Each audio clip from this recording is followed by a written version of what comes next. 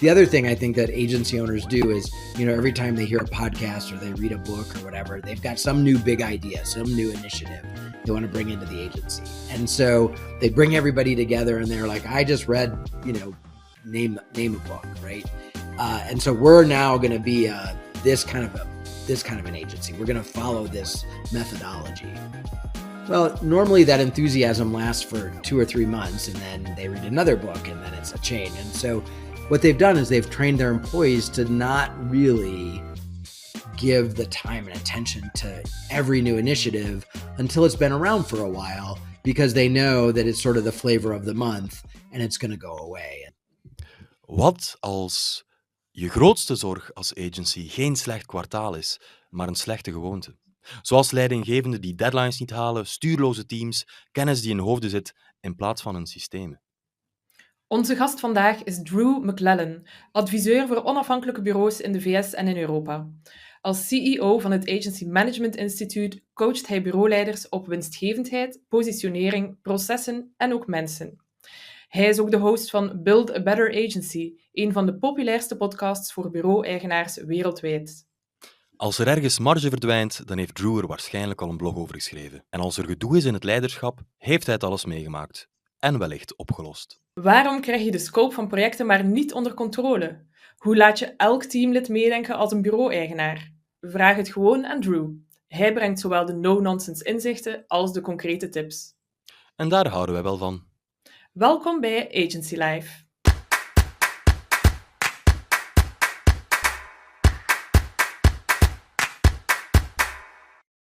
Maar eerst heb ik nog een tip voor jou, beste luisteraar. Wist je namelijk dat je het jezelf nog makkelijker kan maken om alle Agency Life content te bekijken? Je kan je namelijk gewoon abonneren op de Agency Life nieuwsbrief via agencylife.be of agencylife.nl. Dan droppen wij om de 2 weken de allernieuwste episode recht in je mailbox. En, dat is nog niet alles, in die 2 weken doomscrollen Louise en ik ons helemaal suf op LinkedIn, zodat jij dat niet hoeft te doen. Graag gedaan. Zo krijg jij alleen het goud. De strafste posts, de scherpste inzichten en de heetste verhalen uit het agencyleven. agencylife.nl of agencylife.be dus. Hello, Mr. Drew McLellan. Welcome to the show. Thanks for having me. We're very happy to have you today, so let's dive straight in. What do our mostly European listeners need to know about you? Agency Management Institute's been around since the 90s. I co-own it with my wife. We both used to own agencies and ran them for 20 plus years before we decided to sort of shift into consulting. So everybody that works with Agency Management Institute is either an existing agency owner, they still own their agency, or they own their agency for 20 or more years. So everybody that someone talks to, including me, sort of has walked the walk. And so we know exactly how hard it is. We know how lonely it is. We know how desperately agency owners want to do it really well. And we also know the pace of change today makes it really hard to keep up. And so we believe our job is to help agency owners who are typically accidental business owners. So they were really good at an agency. They either got downsized or something else happened.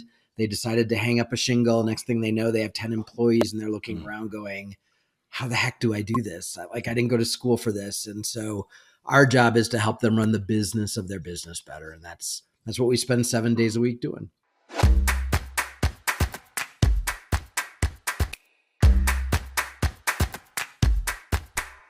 You recently did a trends episode of your podcast in which you discussed how economic and political turbulence is filtering down into agency life. You mentioned different things like growing buyer skepticism, shorter contract terms, and this so-called crisis of grievance from the Edelman Trust Barometer. Can you explain what this crisis of grievance is and your view on other big macro factors that are shaping agency life? Yeah, the reality is for agencies, everything trickles down to us. Good times, bad times, doesn't really matter. We are sort of at the tail end of, the process. And so whatever's happening in the world, good or bad, we're impacted by it. And it sort of runs down the mountain in our direction. And so, right now I don't care where your listeners are, they know that the world is in a bit of chaos, a lot of it originating here in the United States and how that's impacting the rest of the world. So there's a lot of concern about economics here in the States. There's all this talk about tariffs. Are we going to have them? Are we not going to have them? So a lot of clients are really concerned about what's going to happen to their business. I was just with 15 agency owners yesterday, and one of them is an e-commerce agency, and most of their clients, the products that they sell, come from China. And so it's had a huge, as you might imagine, it's had a huge impact on his business. So whether it's a regular recession or a politically created recession or whatever it is, agency, if anyone who's listening has been an agency owner for 10 years, they've ridden this wave several times. COVID threw us into a tailspin. So in some ways it's not abnormal, but it always feels abnormal in the moment, right? We get used to sort of smoother waters, and then of course the waters get rocky again. And so that economic impact is really affecting agencies because clients are slowing down projects, clients are cutting budgets, prospects are slower to sign deals are smaller in size because everyone's kind of hoarding some of their cash because they just don't know what's going to happen. Just like we do as consumers when economic times are challenging. So you have that, and then on the other side of that, you also have the Edelman Trust Barometer, which I suspect all of your listeners are familiar with, has been around for like 30 years. And it's a worldwide study every year that just looks at how the world is feeling about life and where they trust and why they trust. And it was really an alarming study. It came out at the very beginning of 2025. It was really an alarming study this year. And it talked about this crisis of grievance, which is that people believe, over 50% of people believe that they have been grieved upon, that the world has done something to them, and they're angry, they're scared. And what actually one of the stats that I found most alarming is that over 50% of the respondents, and it's over 30,000 respondents worldwide, over 50% of the respondents believe that violence was an appropriate response to this crisis of grievance. And so violence, they said, what do you mean by violence? Violence online would be, aggressively attacking someone else, being super negative on social media, things like that. But even in person, that they meant physical violence. Over 50% of these people believe that physical violence is an appropriate response to that they have been grieved upon, which I think tells you that, the world is angry and scared right now. And when you think about all of that, given what we do for a living, there's no way that can't impact our work. But it also should impact our messaging. It should impact the way we approach clients, because I just wrote about this the other day. It's really easy as an agency owner or leader to see how this impacts you and the agency. Revenue is down, clients are slower to approve things, whatever it may be. But we often don't stop and say to the client, I know this is a really hard time for you. What can we do to help you? How can we be a really good strategic partner? If you have a smaller budget, then let's figure out what to do with that smaller budget. If you have to cut something, let's talk together about what we should cut that's going to have the least impact long term on the results we're trying to get together. This is an opportunity for us to show up in a way that says to our clients, I'm not just here trying to make money from you, but I actually am your strategic partner. So I think there's opportunity even in the chaos. In your opinion, Drew, is this just another crisis, or is it different this time around? Well, I think it feels a little different because for a couple of reasons. Number one, because it's in many ways politically sort of originated. Here in the States anyway, a lot of people are feeling like this isn't going to get a lot better until our midterm elections, almost 2 years from now. So it feels like we're sort of stuck in this while the current administration is in power and while he has more control over Congress and things like that. Number two, I think it's the uncertainty of you literally have a small group of people making decisions on a daily basis that send the market skyrocketing one way or the other. The stock market was at almost an all-time high yesterday. And yet in April, it was at an all-time low. And so that sort of fluctuation makes everyone, consumers and business owners, super nervous. So I think part of that feels like maybe this is not going to go away soon, which is uncomfortable for folks. And I think the fact that it is so uncertain that every day it's something different, right? There's the tariffs are on, the tariffs are off. And it's not just tariffs. It's talk about a lot of other things. It's here in the States, it's talk about changing the tax codes and all kinds of other things that feel like no one can stop the moving train. And so I think it creates a greater sense of concern. And, I can imagine, and talking to our clients outside of the US, I think it feels a little bit like for the rest of the world, like you're the tail of the dog, like you're sort of being whipped around by something that you have no control over at all, but it still impacts you economically and socially. And so, I think the whole world is just feeling anxious right now. And by the way, it shows up in our employees too. So, we have to remember that they have lives outside of the agency, and they're being impacted by all of this as well, politically, socially, economically. And so we're seeing, behavior inside the agency that suggests that our employees are anxious. I don't know if you all are hearing about it, but we're seeing a lot of mental health issues inside agencies. There's a lot of anxiety amongst the employees, and people are taking more mental health days, and more people are leaving the business completely to go do something different. So I just think it's impacting every aspect of agency life, and we would be wise to keep an eye on it.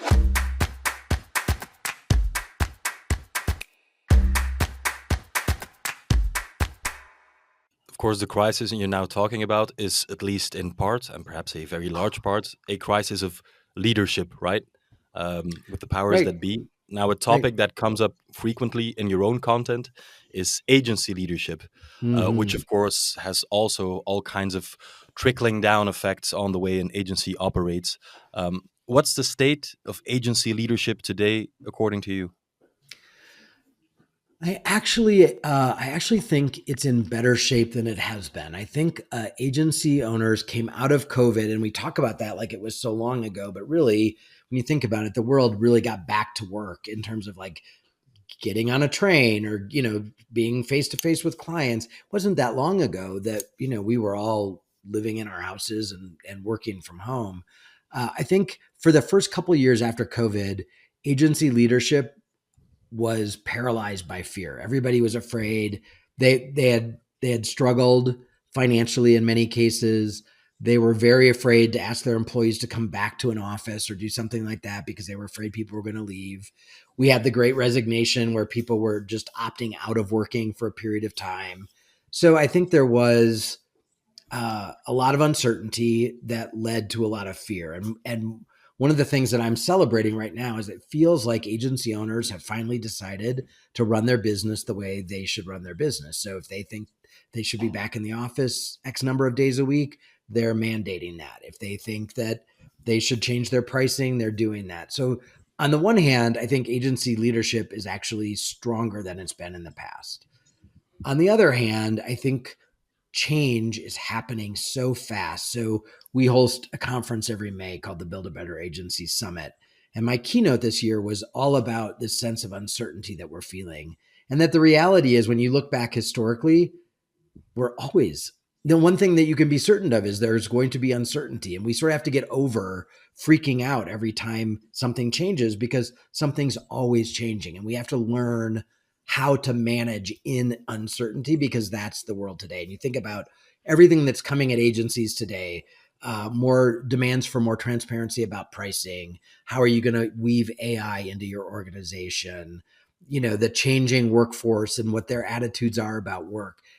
What clients are taking in-house versus what they want to hire an agency for. All of that is up for grabs, kind of like it's always been, but we act like it's some new uncertainty when really it's just more of the same. And so I think it's challenging to be an agency leader today and keep pace with the speed of change. That's the thing that's changed, is that everything happens faster. I mean, it was like the world discovered AI overnight. All of a sudden, somebody said the words chat GPT and the light switch went on and people were like, okay, it's going to change the world, when really we all know that it's been around for a long time and we've all actually been using it for years, even if we didn't know it.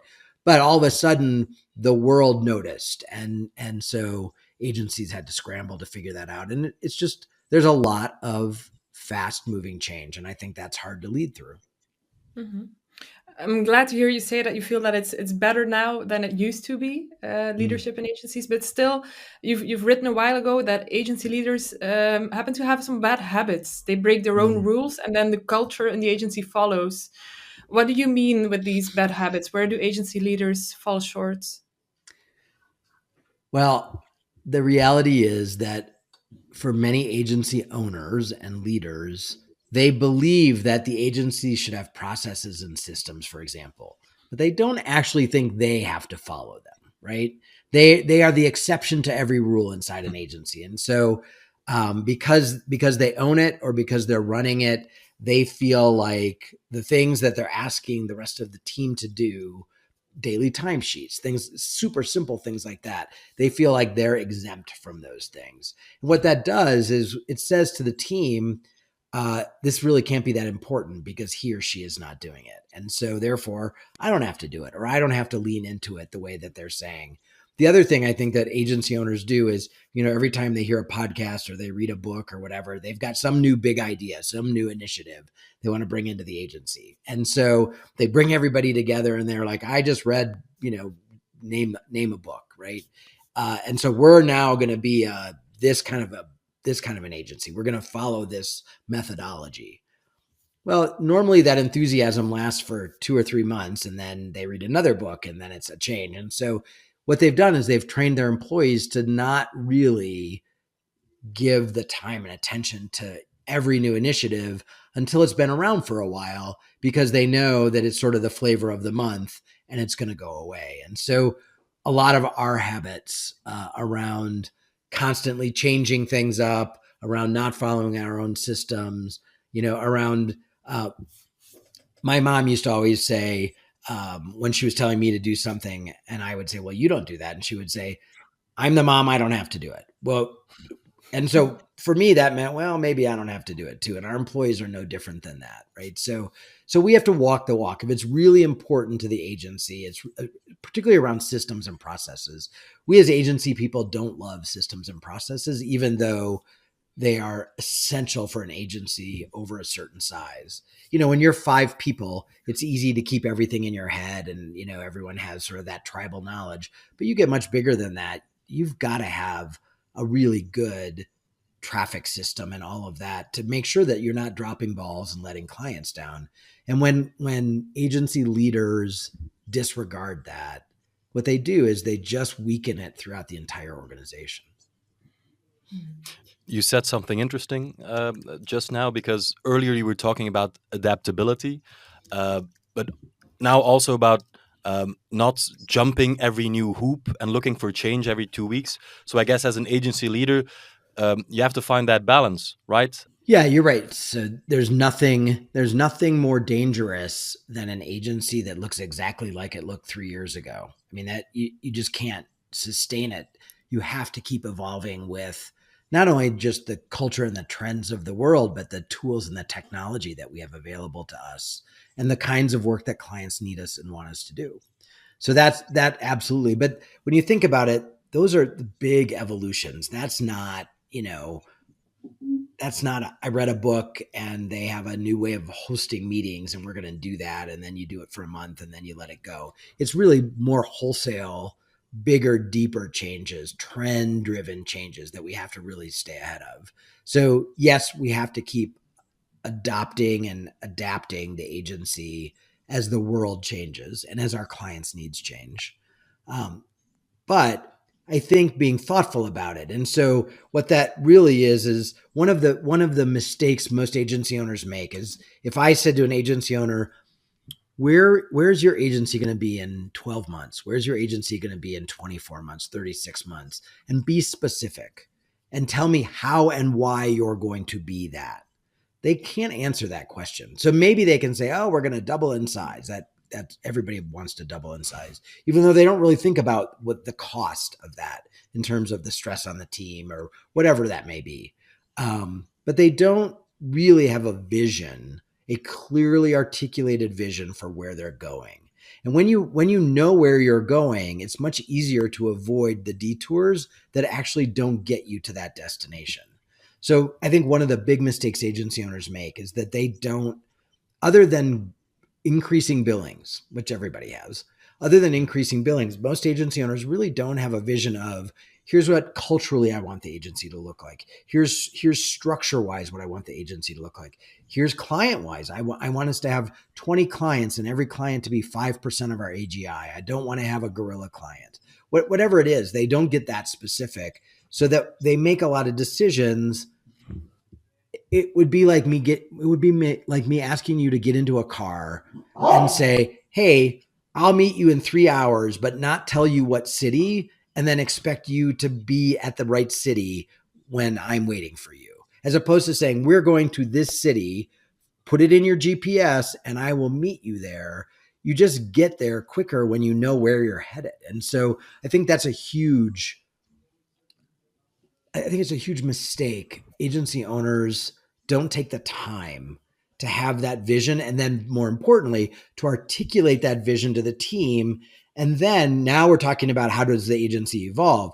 Once I know where we're going and I've articulated to the team, now we can literally map out how we're going to get there. Like, what are the gaps that are keeping us from being there right now? Whether it's skill set inside the agency, whether it's client mix, whether it's a process or a system that's not working well. Now we know what we have to fix to actually get to the destination. So that's now thoughtful, planned evolution as opposed to change of the month kinds of things. And that feels really great to our employees. Our employees want to know where the business is going. They want the business to have a greater purpose than just making money. They want to know how they contribute to the agency getting to the destination and what's in it for them when they do contribute. And so in the absence of all of that, I think culturally, it just feels like change for change's sake. And all your employees are busy enough that they're like, why do I have to learn all these new things? I'm trying to do my job. I don't understand why we're doing this new thing other than, Drew read a book and now all of a sudden this is, the flavor of the month. So you just leave everybody in a sense of wonder. And when we don't have clarity in an agency, you've used the word clarity a couple of times, and I think it's a good one. When we don't have clarity in the agency, you have confusion, and then the employees start to talk to each other and they start making up stories. And those stories are always worse than the truth. It is far better, even when things are not going well, it is far better to tell them the truth than let them make up the story that sort of ties the facts loosely together.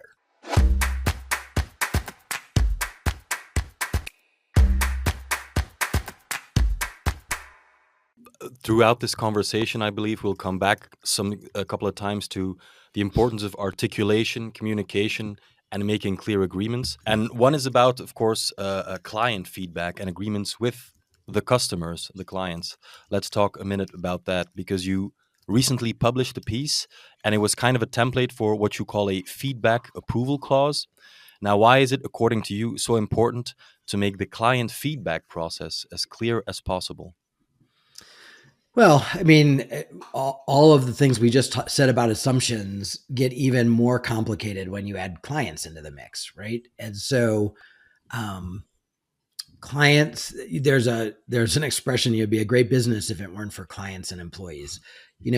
Other human beings complicate this. And so the more clarity you can have with clients, and the more clarity you can have in a very systemized, organized way, so clients know the way they're going to get clarity from you, the way they need to give you feedback.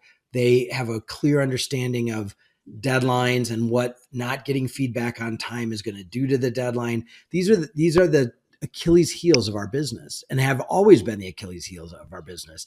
Back in the day when all we made were TV spots, radio spots, and print ads, even then, client feedback not getting back to us on time meant that we had nothing to put in the newspaper, or there was nothing to run in that 30-second spot. So this is not a new problem, but it's a more complicated problem because now we have 75 channels by which we can communicate with each other or not communicate with each other. And so having a clear, common, shared understanding of here's how we are going to communicate back and forth, client. Here's how we're going to give you feedback. Here's how we need to get feedback from you. And here are the consequences of when we don't follow and honor that mutual commitment to one another. Now, when an agency says to a client, well, I've got to charge a rush charge because we waited 2 weeks for your feedback, or, you know what, I'm not sure your trade show booth is going to be ready in time for the conference, or whatever it is. Now there are no surprises. The one thing clients hate more than anything is surprises because they have to explain it inside their organization. And two things happen. Number one, they look like they are not doing their job well. And number two, who do you think inside that organization is going to get blamed when something doesn't go well, regardless of whose fault it really is? The agency every time. And so it puts our relationship in a really tenuous position. Mm-hmm. It's funny that you say that the agency is then getting blamed because on the other side, agencies often blame the clients, of course. They say, of course, the client changed his mind, the client is being difficult, and that's why the scope exploded and the budget exploded. But that's then maybe an excuse, or that's not correct to you? Well, I think it is often correct, but there's a core problem with that, which is not really it's not owned by just the client or the agency, which is we didn't have clear communication all along. So if I'm the client and I change the scope of the work, if you have a great scope document that outlines the timeline, not by date, of course, but by number of days, 4 business days, 3 business days, so I can see what happens to the deliverable when I, instead of taking 4 days, I take 9 days. When I have that clarity, and you can say to me as my account executive, Drew, I just want to remind you, we're on day 6 and we were split in a 4-day process. We're now going to have to deliver this 2 days late, or we're going to have to pay the printer extra or whatever this comes.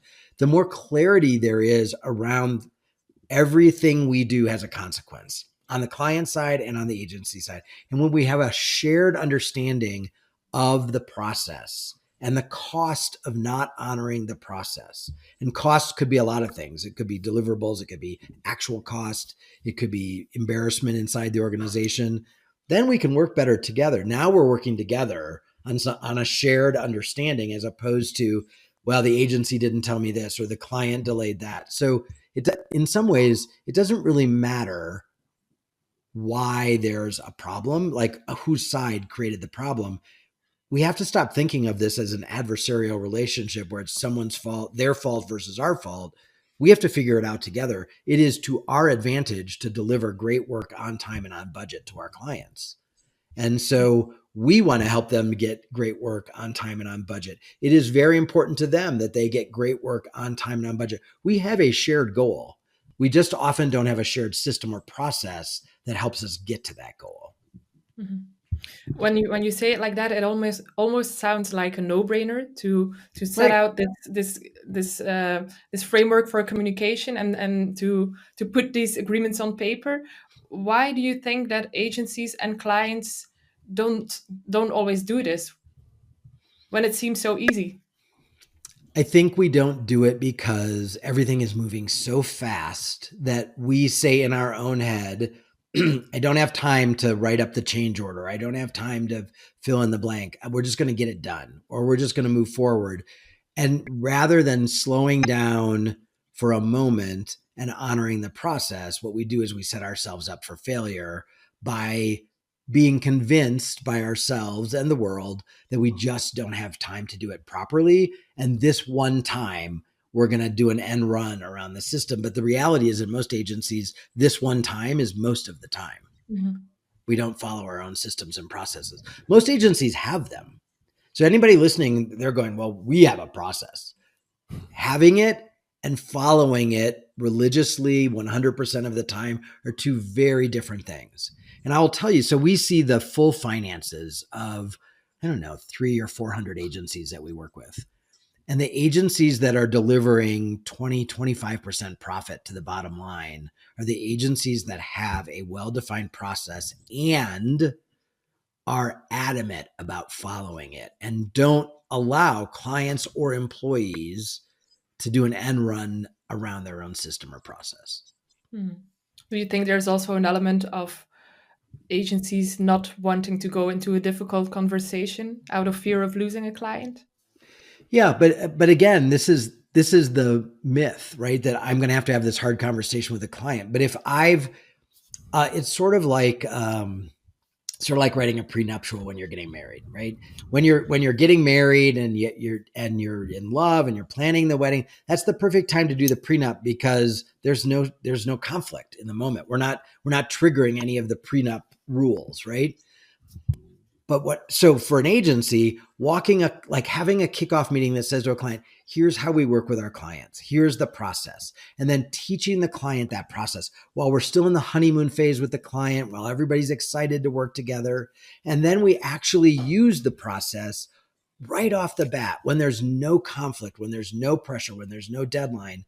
The client gets used to it. It's normalized. Those conversations become easier because you can say, hey, don't forget, this is in our process. We gave you 3 rounds of revisions. This is your 3rd round of revision. So make sure everybody sees it because otherwise we're going to have to charge you for that 4th round of revision. I don't want to have to do that. So that's an easy conversation to have. I'm being your advocate. I'm trying to manage your budget. I'm trying to be helpful. And then when you go, which is inevitable, and you come me back with the 4th revision, it's not that hard for me to say, okay, we absolutely can do that. But remember, this is the 4th round of revisions. And so there's going to be a change document, a scope change document, and an additional $1,000 bill or whatever it is. That's almost a matter of fact conversation as opposed to this big emotional conversation of, I didn't tell you, I should have told you, but I was too busy to tell you. And now I have to tell you that. So what happens in most cases is the account person doesn't have that conversation with the client. They don't do the change order. And then the project comes in over budget and the agency doesn't make any money. That's really the consequence, right? Is that this is why agencies don't make as much money as they should because we don't honor and follow our own systems and processes. So if I understand correctly, instead of framing it as having difficult conversations with customers, just be upfront with a smile from day one, crystal clear, and then you'll never have to be confrontational at all. Right, because you're always being expectation proactive rather than reactive, right? That's the shift is when there are rules that we all understand and there's clarity in our documents, whether it's price or timeline or deliverables or whatever it is. I often say most agencies, if they had to go to a court of law and defend their scope documents, they couldn't. They're vague. They're not very specific. They're kind of thrown together. But when we have good documentation, and we have a clear verbal understanding with our client that, so not only are we giving them the document, but we're walking through it together and we're saying, is this okay? Right? Are you good with this timeline? Are you good with this budget? Sign it, right? We agree to this. Great. Now, proactively, we have that. And we use that as sort of the guiding principle to get us through the project. And so now conversations are much more matter of fact. They're not emotional. And most important, I'm using this document and our system and our process to be my client's advocate. I'm trying as best I can to deliver great work on time and on budget. And everything I do through the process demonstrates that to the client so that when they make the choice that they inevitably make, which is to blow up the deadline or turn a 4-page brochure into an 8-page brochure or whatever it is, right? And they blow up the scope and the timeline. They know very well that they've done that. And even then we can be their advocate and say, look, we're going to try and get this done as quickly as possible. But as you know, we're already 5 days behind. And now the budget is $2,000 over. Now I have a couple ideas of how we could help with the budget. We could print fewer things, whatever it is, right? I can still use that clearly and shared, understood document to be the advocate rather than the adversary. That's we have to figure out more ways to show up as our client's advocate to them all of the time. And it sounds counterintuitive, but having rules actually makes us be able to be on their side with more clarity, for sure.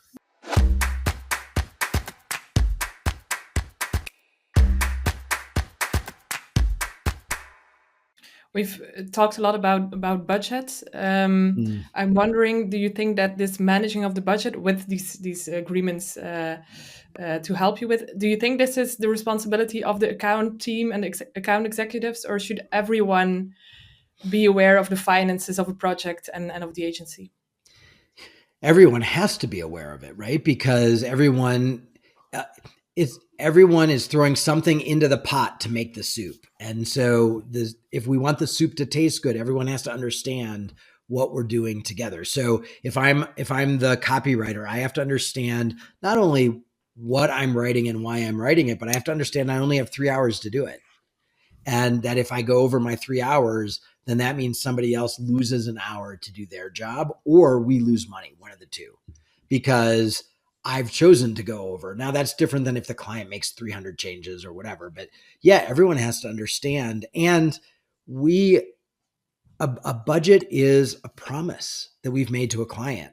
And so everyone has to help us honor that promise. So again, it may not be the account person. It depends on the structure of the agency, but it may be a project manager. It may be the finance manager, whoever is sort of overseeing that in terms of deciding who's doing what when and deciding how many hours need to go into the project for every part of the deliverable.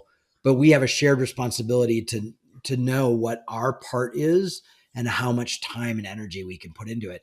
The other thing is agencies are terrible at estimating. So regardless of the system or the process, in essence, agency estimates boil down to saying, okay, we're going to create this thing. Let's think about how much time each person is going to have to put into making the thing. And so you say, okay, well, how many hours is it going to take you, art director? And the art director says, oh, I can do that in 3 hours. Copywriter, how long is that going to take? Account person, how much time do you?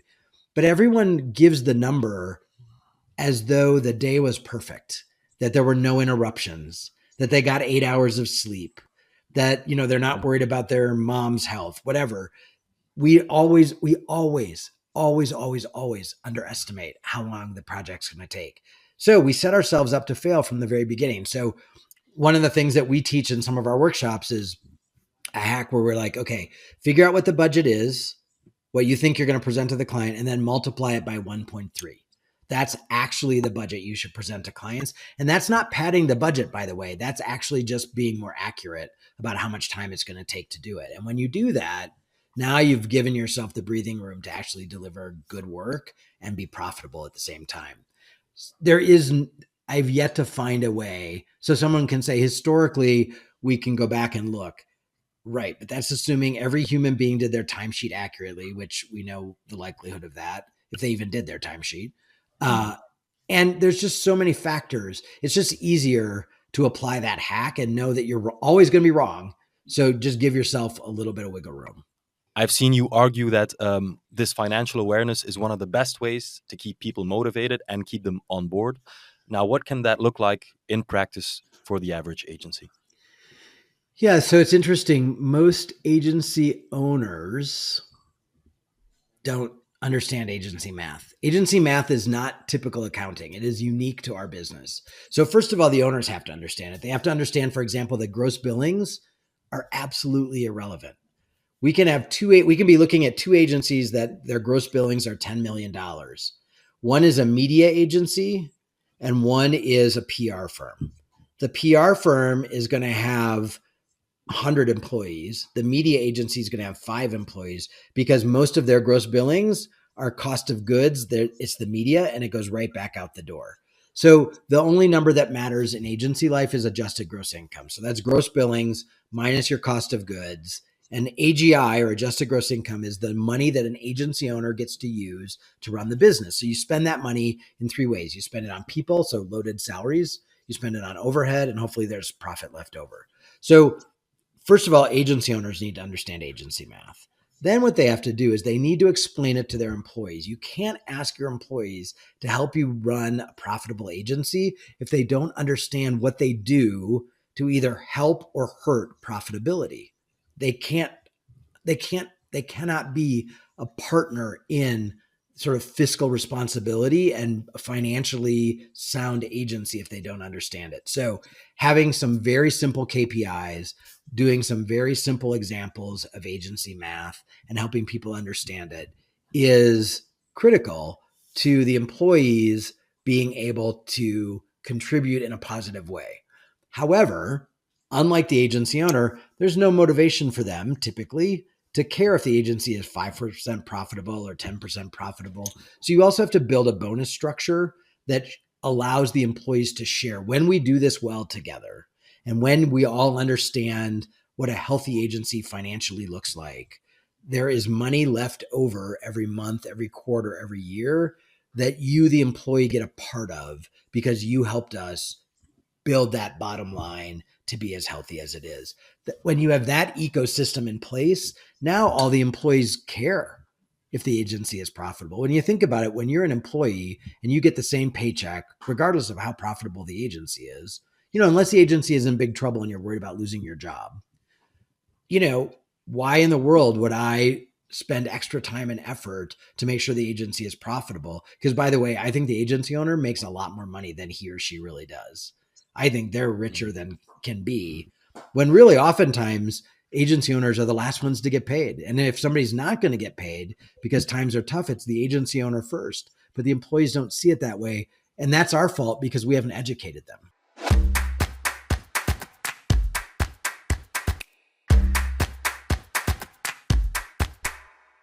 Let's move on to another bad habit that we that you sometimes write or talk about, and it's knowledge hoarding. Now, you called knowledge hoarding one of the most expensive habits inside agencies. Could you care to explain? Yeah, when you think about it, in agencies, so I'm an account person. I go to a client meeting. The client tells me some things.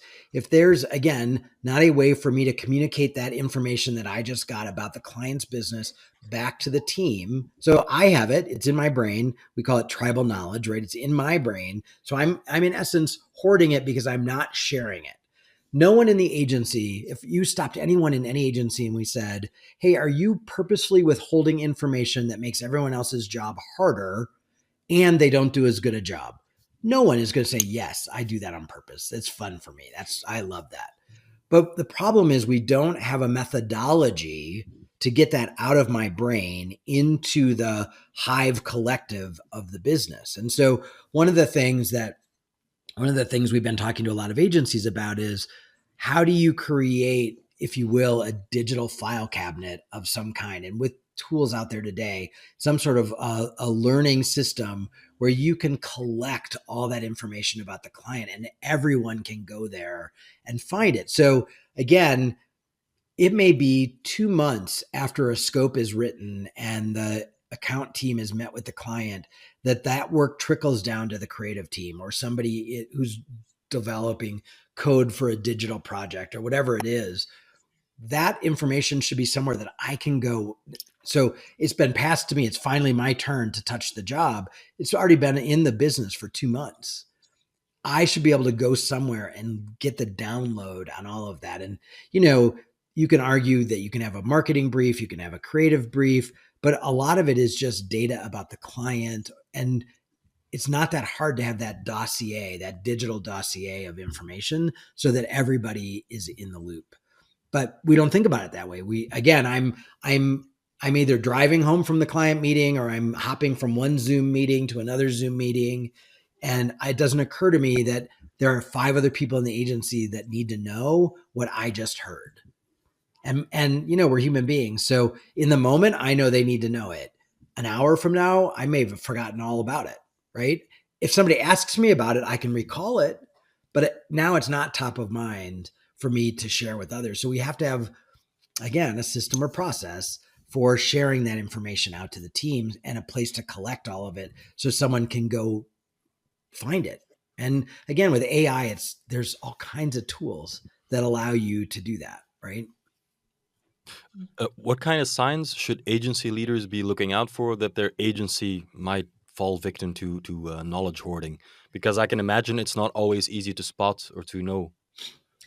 A lot of times it shows up in a number of revisions, or it shows up when the first thing we show a client, whatever that may be, really misses the mark.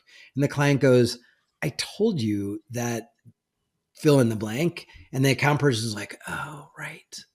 Yep, you did tell me that, but I didn't tell them, right? So we're missing the mark with clients. Clients feel like they're not being listened to. So we hear that. We do a lot of client satisfaction surveys for agencies. And one of the big things clients say is, sometimes I feel like they don't hear me or they're not listening to me, because when I see the work, it doesn't reflect the conversation we had. So that's a sign. If you've got lots and lots of revisions, much bigger than the scope allowed, it means that there is a disconnect. Though the it's like that old game of telephone. The information is not getting all the way through the organization to the whoever is producing whatever it is we're giving the client. And so somewhere along the way, there's a broken chain, and that information isn't making it all the way to the people that need to have it. Those are some common signs. And, agency owners should be talking to clients. The agency owners should not be doing work, not day-to-day work for clients, but that doesn't mean they shouldn't have a relationship with the clients, and they shouldn't be talking to clients. They should be talking to clients and saying, how's my team doing? Do you feel like we're hearing you? Are we delivering things that you're really proud to show inside your organization? How are we doing on delivering things on time? Do you feel like we're good stewards of your budget? These are conversations agency owners should be having with the clients. That's another place where you're going to hear a lot of things about what your agency is and isn't doing well.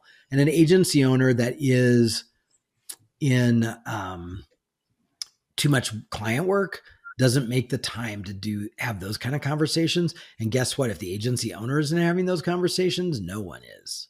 And now all of a sudden the client's like, you know what? Maybe my business isn't that important to them. Boy, when they were chasing after our business, that agency owner was calling me every other day, and I was getting emails from him or her and blah, blah, blah. But now that they've got the business, I haven't seen him in 3 months or heard from him in 3 months. So, then they feel like we don't love them as much anymore. And that begins to trigger in their mind, oh, maybe it's time for me to find somebody else who loves me a little bit more. Yeah. What if an agency owner is listening to all of this and thinks, I want to break this habit of knowledge hoarding?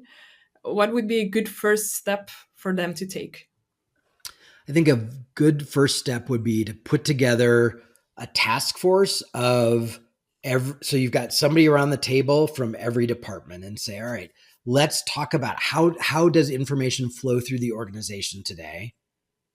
Where is it broken? Where does it work really well?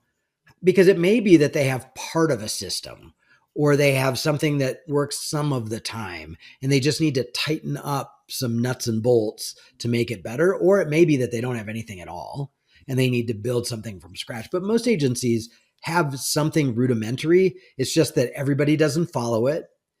Oftentimes the agency owner, right? And some of the other leaders.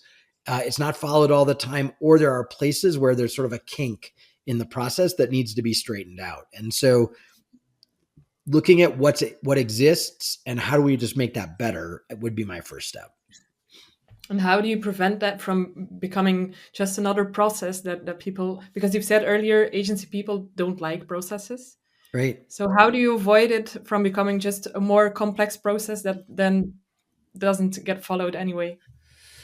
Well, I think the agencies that have process and follow process are the agencies where everyone understands the importance of that process, right? So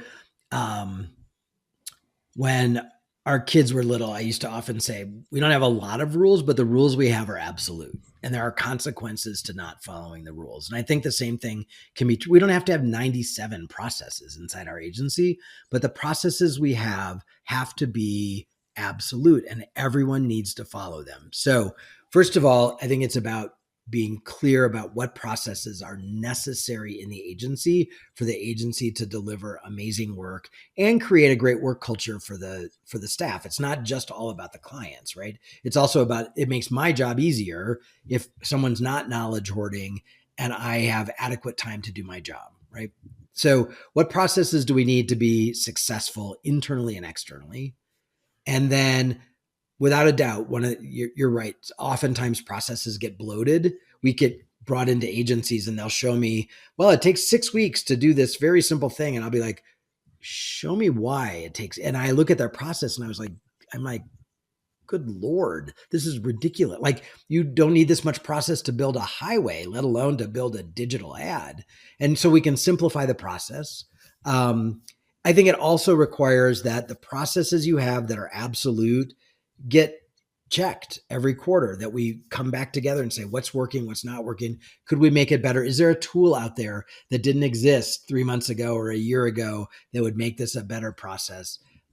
But it is about having a very clearly defined process that everyone follows and everyone understands why it matters. I think that's the part that's often missing, is people feel like we're just telling them to do one more thing. And they're like, my plate's already full. Now I have to fill out this form, or I have to do this thing, or I have to put information in a tool or process that I don't really know very well. You forget it. I'm just going to do an end run around it. But when they understand the importance of it and the cost of not doing it like everyone else is, then we start to get compliance. And back to the very beginning of our conversation, if the leaders don't do it, then the rank and file aren't. Very clear. That brings us to already the end of the conversation, Drew. Thanks a lot for taking the time to share your insights with us, also this early in the day. We might be having a beer here in Belgium, but I would advise you to stick around, work it out, and then you can have one perhaps a bit later. I will think of you this afternoon when I have one. How about that? Yeah, enjoy a nice cold one. What's your favorite? Yes. What's your favorite kind? I love the Canadian beer called Moosehead. So Moosehead. Yeah, it's kind of hard to find, but when you can find it, it's a good one. It's a Molson. It's good. We'll try to find it in some sort of like North American beer shop. If we come across it, I'll buy a 6-pack. All right, give it a try and let me know what you think. I will. And for you, the listener and viewer at home, remember, you don't need 97 processes, but the one you should have should be absolute. Also, communication, sharing, and making agreements early on that you don't deviate from, super important. Also, embrace change, but please, not every 2 weeks. And of course, if you're not leading by example, then what are you even doing? Drew, once again, thank you very much. Where can our listeners find out more about you or your work? Thanks for having me. This was a fun conversation. I love talking about this stuff. They can go to agency-managementinstitute.com. So that's the home of the podcast. It's the home of all the other things we do. We create a lot of free content. Again, we think of ourselves as teachers. So we produce a video every week that people can access for free. We've got a newsletter that is educational that we put out every week for free. And it all starts at the website. So agency-managementinstitute.com is the best spot. And you, dear listener or watcher, thanks for tuning in to Agency Life, or I should say Agency Life by Teamleader, because this podcast is of course sponsored by Teamleader Orbit, the best all-in-one agency software for professionals dying to shake their bad habits. Want to know how Teamleader Orbit can help your agency get into shape? Then go to teamleader.eu/orbit for a free assessment. That's all for now. See you in 2 weeks.